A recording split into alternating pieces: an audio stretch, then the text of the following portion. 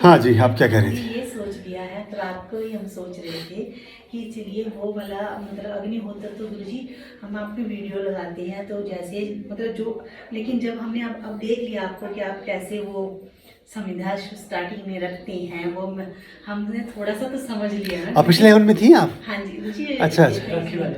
हाँ हाँ हाँ हाँ, ठीक। लेकिन वो हमने समझ लिया थोड़ा सा, तो धीरे धीरे गुरुजी अभी तो बहुत और ये भी समझा कि वो पीस के नहीं डालना है, उसको एज इट इज ही डाल देना है, फ्रूट को, ड्राई फ्रूट को भी, जी जी। या एप्पल भी डालना है तो हाँ जी, हाँ।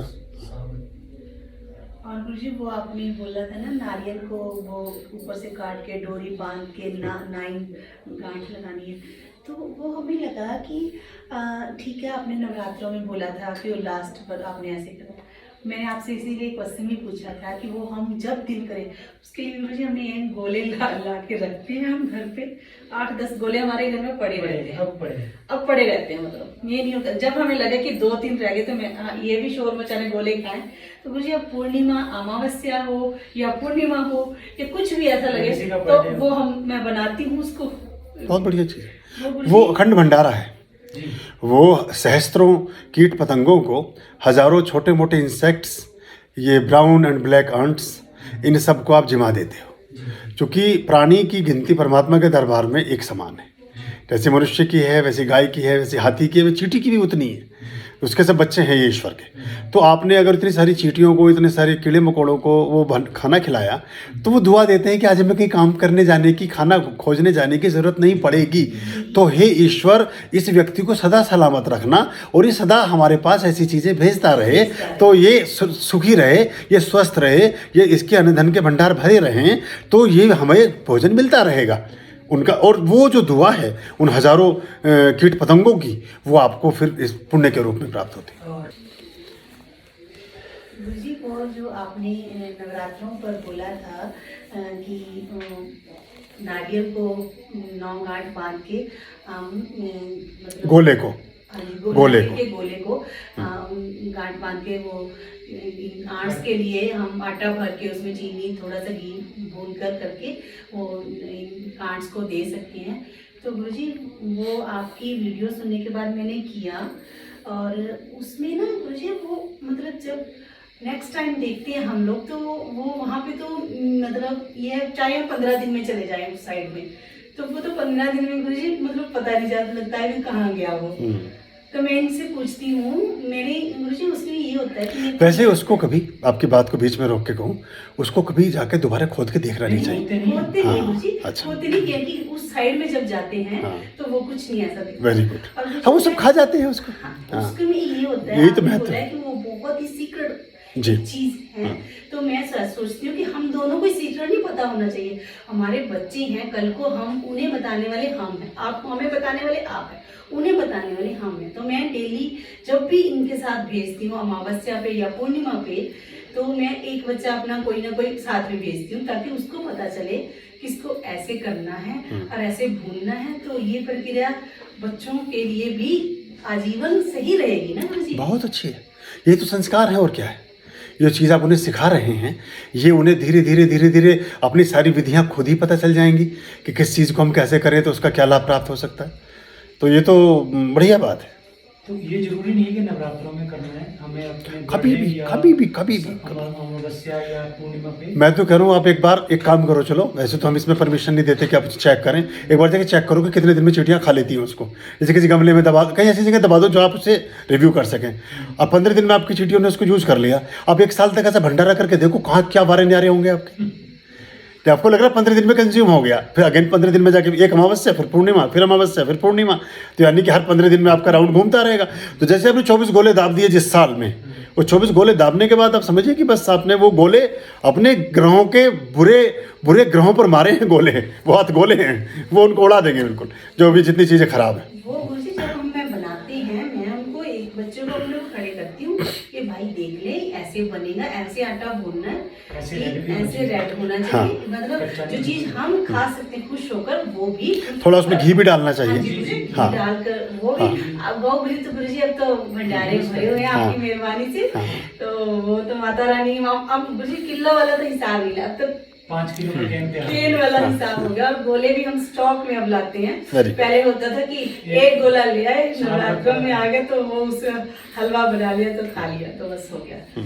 तो मुझे एक और बात थी कि ये जो सतनाजा होता है जो भी, वो भी इन आर्ट्स के लिए ही होता है जी।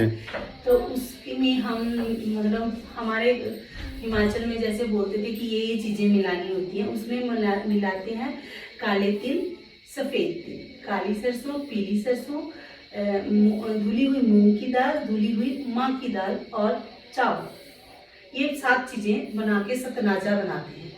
तो क्या इसमें कुछ और भी ऐड करना होता है, यही 7 चीज़ें? अब ये आपके यहाँ हो सकता है कुल परंपरा में ऐसे तरह से चलता हो, लेकिन वैसे जो होता है ये सतनाजे में जो इसका एक रेशो है वो लगभग वही रेशो है जो तुलादान वाला रेशो होता है। उसमें गेहूँ थोड़ा ज़्यादा रखते हैं, फिर मक्का, बाजरा, चावल, काले उड़द, काले तिल, है ना, ऐसे करके 6 हो गए। हाँ जी, 6 हो गए। साबुत चीज़ें रखनी है। हाँ, और काली सरसों या पीली सरसों? कोई सी अगर स्वास्थ्य किसी का ज़्यादा खराब रहता है तो काली सरसों, और अगर घर में कोई ऐसा लग रहा है कि कोई आपके पीछे पड़ा हुआ है, कोई कोर्ट कचहरी है, कोई मुकदमा चल रहा है, शत्रुओं ने किसी प्रकार की पीड़ा पहुंचाने का एक अभियान छेड़ रखा है और आपको लगता है कि हमारे विरोधी बहुत अधिक हो गए हैं, तो पीली सरसों, तो पीली सरसों ऐसे चलता है।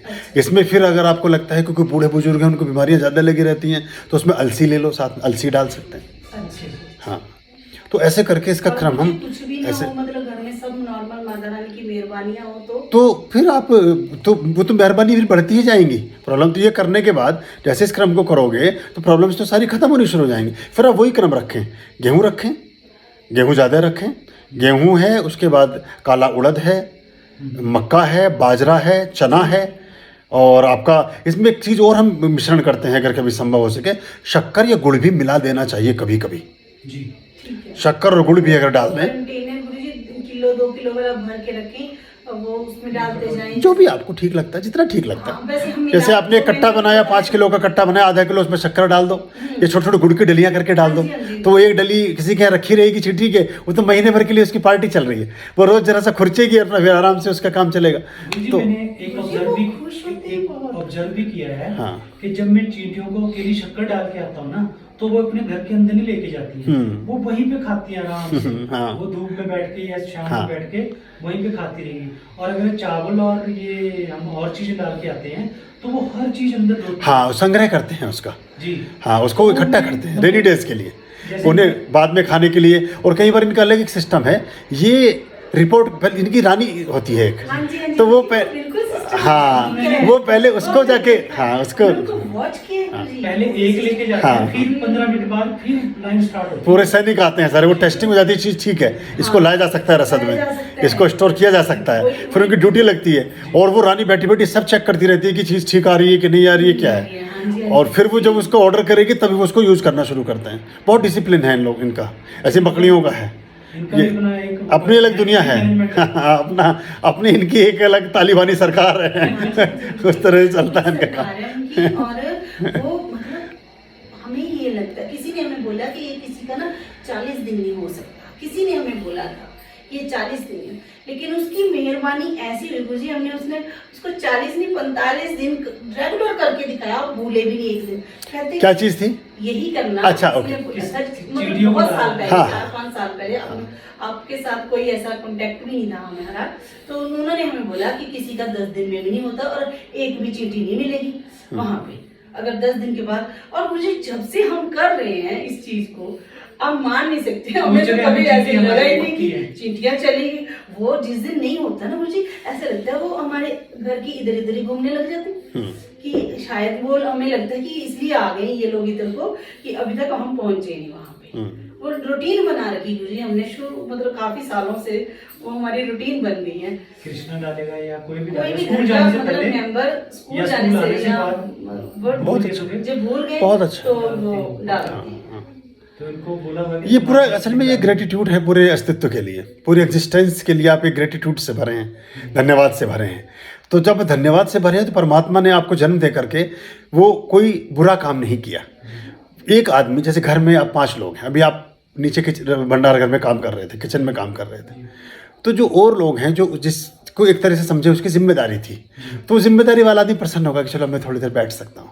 अब ये रेनू है, चाहे ये बना रही है, या ये दलिया बना रही है, या खिचड़ी बना रही है, खीर बना रही है, तो वो खुश हुआ आपके सहयोग से। तो जो परमात्मा जिसने सब बच्चों को जन्म दिया, सब प्राणियों को जन्म दिया संसार में, जब आप उसकी जिम्मेदारी है उन सबका भरण पोषण करना, उनके सबके दाने की व्यवस्था, पानी की व्यवस्था करना, उसमें आपने एक सहयोग दिया, तो वो खुश होता है कि यार ये तो ठीक है, ये मेरा काम इन्होंने किया ना, तो चलो अब इनका काम मैं कर देता हूँ, लाइक दैट। तो आपने उनके काम को आसान किया ईश्वर के, तो आपके काम फिर रुकेंगे नहीं कभी भी, क्योंकि फिर वो कह नहीं कह रहे तुम मेरे 100 बच्चों को जिमा के आए हो, तुम 2 बच्चे मेरे, तो तुम्हारा काम ये मैंने ये लगाया टिक। तो फिर हर जगह आपके चीज़ों में ओके रिजल्ट्स आते हैं। आपके अब परीक्षाएं होंगी तो बच्चे अच्छा पढ़ के आएंगे, आपका स्वास्थ्य रहेगा तो अच्छा रहेगा, सभी टोटलिटी में जितने भी जीवन के हमारे एस्पेक्ट्स हैं उसमें आपको फिर सब तरफ से अच्छी खबरें और अच्छे परिणाम ही प्राप्त होते हैं। और मुझे वहाँ पे तिल के पेड़ लगे, हाँ, वो कुछ उनमें से उगाएंगे। हाँ, तुम यहाँ तिल फेंकते हो? हाँ। मैंने कहा नहीं जी, हम तो सतनाचा फेंकते हैं इनको सबको, तिल तो कहते हमें पता नहीं गुरु जी, ये तिल का पौधा हमें देखा ही नहीं। तो उन्होंने बोले ये जो वाइट फूल वाले हैं, ये और इनके ये हैं, ये तिल हैं। तिल के गुरु बहुत जितना एरिया था सराउंडिंग उसका गोल बाड़ जैसे किसी ने वो स्वयं से शेप ले ली, शेप गोल बैरिकेडिंग कर दी हाँ, इसकी। उनके उसके अंदर। रब जाने उन्होंने कैसे उसको बचाया, जैसे हमें लगता है कि बेचारे चिंटियों ने उसको बो दिया बड़े। हाँ, नहीं अब देखिए ये जो जंगलात, हमारे जो इतने बड़े जंगल हैं दुनिया भर में, ये जंगल पता कैसे पैदा हुए? इन जंगलों को उत्पन्न करने में गिलहरियों का बहुत बड़ा योगदान है, और चिड़ियों का, और ये कीट पतंगों का, मधुमक्खियों का। ऐसे छोटे छोटे ये क्या करते हैं, जैसे इनका पेट भर गया तो ये उस दाने को उठा करके जमीन में दबा देते हैं, वो फिर भूल जाते हैं, इन्हें याद नहीं रहता कि वो कहाँ दबाया था। तो फिर ये इनका एक कुदरती, तो वो वहाँ पड़ा पड़ा उगाता है। और हमारी जितनी गिलहरियाँ हैं ये उठा उठा के ले जाती हैं मक्का, जब इनको ये खा चुकी होती है तो उसे कहीं छिपा देंगी, कुछ कर देंगे, तो वो उसमें से फिर उगाते हैं। हमारे गमलों में जितने आपको डिफरेंट तरह के पौधे दिखेंगे लगे हुए, कभी वो गमलों में चिड़ियाँ दबाती रहती हैं। तब तो पेट भर गया तो लग रहा है मैं 2 दाने दबा देती हूँ, बाद में निकाल लूँगी, तो ये वो फिर उगाते हैं, भूल जाती हैं कहाँ रखे थे, ध्यान नहीं रहता उनके। तो इनका बहुत बड़ा योगदान इस प्राकृतिक व्यवस्था को बढ़ाने में है, इन हमारे पशु पक्षियों का, इन सब का। ऐसे ही हमारे जो गोधन है, पशु हैं, ये गाय हैं, बैल हैं, भैंस हैं, जो भी ऊँट हैं, ये सब जो अनाज खाते हैं उसे आधा चबाते हैं, बस आधा खाते हैं। तो वो फिर उनका एक सिस्टम ऐसा, आंतों में एक अलग तरह का सलाइवा उसमें एकत्रित होने के बाद और गोबर में लगने के बाद फिर वो इतना उपजाऊ होकर के बीज पैदा होता है कि उससे बहुत सारी चीज़ें, वनस्पतियाँ उससे पैदा होनी शुरू होती हैं। और ये प्रकृति का नियमन भी है कि आज आपने अगर 1 मुट्ठी खाया तो वो 100 मुट्ठी आगे पैदा भी कर रहे हैं। अगर चींटियाँ आपके पास से 50 तिल के दाने लेकर गई तो उन्होंने 5000 तिल के दाने पैदा भी कर दिए कि रवि जी आपका एहसान नहीं है हमारे ऊपर, माफ़ करिए, आपने 50 दाने जरूर दिए पर 5000 दाने हम भी आपको वापस दे रही हैं, तो इनमें से निकाल के वापस हमें भी दे देना। ये कैसा सर्कल। हाँ, ये तो इंसान है बस, ये तो इंसान है जो कंज्यूम कर लेना चाहता है बस। उसका कभी भी ये नहीं सोचता कि मेरा प्रकृति को क्या योगदान है, मैं वापसी में क्या दे रहा हूँ, क्या नहीं दे रहा हूँ। जितने भी जानवर हैं वो जानवरों के अंग प्रत्यंग सारी चीज़ें इतनी बहुमूल्य हैं, इतने मूल्यवान हैं। आदमी का तो सारा सौदा ही 300-400 रुपये का है बस। अगर सारे दांत वाँत सब चीज़ें इकट्ठी कर ले जाएं आदमी, 400-500 रुपये से ज़्यादा का सामान नहीं है। लेकिन हाँ, अगर उसकी तस्करी ना हो, मतलब अगर जेन्युइनली देखा जाए, लेकिन पशु इस मामले में बहुत कामयाब है। और प्रकृति, आप देखिए हमारे इतने सारे पौधे लगे हैं, इन पौधों में लगभग 40% पौधे ऐसे हैं कि उसकी एक टहनी आप तोड़िए या कलम बनाइए और ज़मीन में लगा दीजिए, फिर उसके समतुल्य नया पौधा पैदा हो जाएगा। आप ब्रह्म कमल की एक लीफ काटिए पर्टिकुलर उसके सीजन में और उसे ज़मीन में रोप दीजिए, फिर से उसी के जैसा आदमी की उंगली काटिए और धरती कहीं लगाइए, किसी भी केमिकल के साथ लगा दीजिए, कभी इंसान पैदा नहीं होगा। मुंडी भी काट के लगा दोगे तब भी उसमें से कुछ नहीं आने वाला है। तो पिछला भी चला जाएगा जो था बचा हुआ, वो बीज भी खत्म हो गया। तो ये हम ऐसे नाशुक्रे हैं और हम पे आके एंड हो जाता है चीज़ों का। लेकिन प्रकृति की सारी चीज़ें एक दूसरे को लौटाती हैं। एक वृक्ष जो छोटा सा बीज है, उस बीज में वट वृक्ष छिपा है और उस वट वृक्ष में फिर अगेन लाखों वृक्ष छिपे, फिर उस पर फूल लगेंगे, फिर उस पर फल लगेंगे, फिर वो फैलेंगे, फिर वो ब्रह्मांड में जाएंगे, धरती पर विस्तारित होंगे, फिर उनमें से अगेन असंख्य पौधे, असंख्य पुष्प पैदा हो जाएंगे। और वो थैंकलेसनेस, कोई पेड़ अपना वो है ना कि वृक्ष कभू न फल चखे और नदी न चखे नीर, परमार्थ के कारण साधन धरो शरीर। तो ये जो दूसरों के हित के लिए, कोई वृक्ष अपना फल कभी नहीं खाता, कोई नदी अपना जल कभी नहीं पीती। तो ये इस तरह से पूरा संतुलन चलता है। और ये फिर जब आप ब्लैक ब्राउन आंट्स, प्रकृति की किसी भी चीज़ को, मैं तो कह पेड़ को भी अगर आप एक लोटा जल डालते हैं तो पेड़ ये कहता है कि हे परमात्मा, मेरे जीवनदाता की रक्षा करना, क्योंकि ये मेरा जीवनदाता है। तुम तो इसके जीवनदाता हो, हम सबके जीवनदाता हो, लेकिन मेरा प्रत्यक्ष जीवनदाता तो यही है। अगर 15 दिन मेरे गमले में किसी ने एक लोटा जल नहीं डाला तो मैं तो सूख के भस्म होकर खत्म हो जाऊंगा, मेरा जीवन तो समाप्त हो जाएगा। तो मेरे जीवन को बचाने वाला मेरा परमात्मा तो मेरा ये आदमी है जो मुझे रोज पानी डाल देता है। या वो पक्षी जिसके लिए आप दाना डाल रहे हैं, तो पक्षी कहेंगे हे ईश्वर, इस घर पे कभी कोई अला बला ना आए, इस घर में कभी कोई सदस्य कम ना हो जाए, किसी का कोई मृत्यु ना हो जाए, कोई मुझे दाना कौन डालेगा। मेरी चींटियों की, मतलब ये चींटियाँ कहेंगी हमें भोजन, ये बड़ा सूक्ष्म विज्ञान है, बहुत सूक्ष्म। समझो तो सब कुछ है, नहीं समझो तो लोग रोनते हुए पैरों से मसलते हुए निकल जाते हैं। मैंने देखा कि लोग, फिर बहुत सारे लोग जो ऐसे निरीह पशुओं को ऐसे उनको कष्ट पहुंचाते हैं, उनके जीवन में ही मैंने देखा है, बहुत सारे लोगों को उनके जीवन में अगेन ये घटनाएं घटती हैं। जिस भी व्यक्ति की मोटरसाइकिल से, कार से कभी भी कोई डॉग फैमिली का कोई एक्सीडेंट होता है, कोई दुर्घटना में कुत्ता मर जाता है, उनके बहरेपन का शिकार कोई ना कोई व्यक्ति होगा ही होगा। उनके बैकबोन में पेन रहेगा ही रहेगा, उनके बच्चों में शिक्षा में व्यवधान आएगा ही आएगा, उनको आर्थराइटिस होगा ही होगा। अपने शुक्र केतु कई सारी चीजें खराब की एक साथ। तो ये बड़ा गहरा सिस्टम है। जब गाय, जैसे गोवंश का अगर होता है, उसका दोष कई कई जन्मों तक समाप्त नहीं होता। किसी की कोई खेती है, उस खेती में अगर आपने आग लगा दी, कोई चिड़िया का घोंसला है उसको जला दिया, कोई पेड़ जला दिया, इनके ऐसे पाप हैं। जब तक आप, शरीर तो खत्म हो गया आपका, लेकिन आत्मा तो कभी खत्म नहीं होती। तो वो आत्मा जितनी बार भी अगेन एंड अगेन एक शरीर को धारण करती जाएगी, ये कर्माज आपका पीछा करते जाएंगे। हाँ, ये जब आप उससे कई गुना से बढ़ा देते हैं इसको, फिर वो कर्माज कट जाते हैं। अगर कभी जाने अनजाने कोई गलती हो भी गई और आपने उसकी एवज में, वो तो हुई जाने अनजाने, लेकिन पुण्य का कार्य किया आपने जानबूझकर, ये तो सकृत, ये है सचेष्ट कर्म, चेष्टा पूर्वक किया गया कर्म। तो जो आप सचेष्ट कर्म करते हैं, इससे वो उस तरह के दोष समाप्त हो जाते हैं, खत्म हो जाते हैं। अब ये जो हम आर्यं शरणं शुभमस्तु, संभव करणं अरमस्तु। आर्यं शरणं शुभमस्तु, संभव करणं